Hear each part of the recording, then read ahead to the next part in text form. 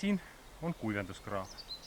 Ja mitte sama kuivenduskraav, vaid suur peakraav, mis kogub vett ülesvoolu jäävatelt heinamaadelt ja põldudelt, mis on kuskil paar ruutkilomeetrit suur. Siin on kuivenduskraav, aga vaatame natuke lähemalt, mis me näeme. Näeme Kopratammi, see on siia ette tehtud. Ja sellest Kopratammist tuleb igal juhul lahti saada. Vastasel korral kõik, mis siin ülesvoolu on, see kõik tuleb liigvee kätte ära. See põld seal, mis seal kollendab, see metsatukk, mis seal on, kõik need taimed upuvad ja kõik hävib ainult seetõttu, et koprad on siia tammi teinud. Ja kuidas sellest Kopratammist lahti saada? Tundub tõsine ja keeruline ehitus olevat. On muda toodud ja on taime juurikaid toodud ja on ka latte toodud. Just nimelt latid ongi see kõige nõrgem koht tammist, mis saab kerge vaevaga lahti. Selleks, et tammi lammutada, ei pea siin tervet tammi ära lõhkuma. Piisab sellest, et ära võtta need samad latid, mis siin on, mis toetavad tammi. Ja kui see on tehtud, siis piisab ainult natukene kirkaga tõmmata sellest muldkehast. Vesi hakkab voolama ja see voolav vesi iseenesest juba on piisavalt kiire, et uhab osaliselt tammi minema. Ja need loomaksed peavad hakkama uuesti ehitama. Või jah, ehitusmaterjalid on siin piisavalt juba. Aga selge. Hakkame järk-järgult tegutsema ja järk-järgult filmima. Esimene ülesanne, puust tugede äravõtmine.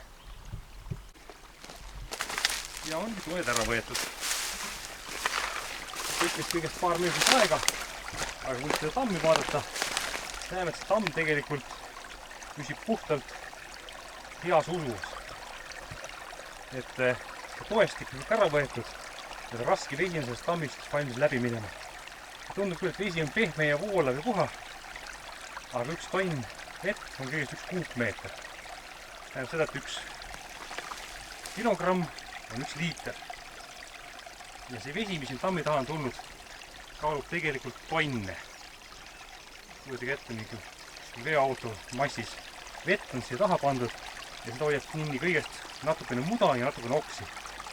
Kasub ainult selle koha pealt natukenegi kirkaga tõmmata ja kogu see vesi koos selle mullaga läheb kõik kenasti allavoolu Soitsjärve ja oleme päästnud terve hulk põldu ja hulk metsa ära uppumisest. Ja ei ole midagi teha, kirka kätte, järgmine etapp.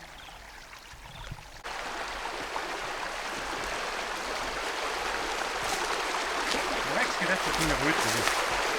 Tasus on ainult paar korda kirkaga lüüa, ilma tugedete jäänud tamm, variseb lihtsalt kokku ja vesi voolab. Vee raskus iseenesest juba hävitas selle tammi.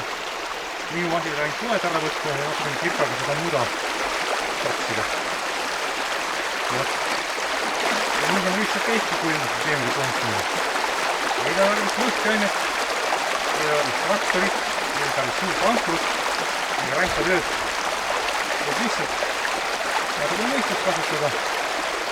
Loomakesed on ninapidi veetud.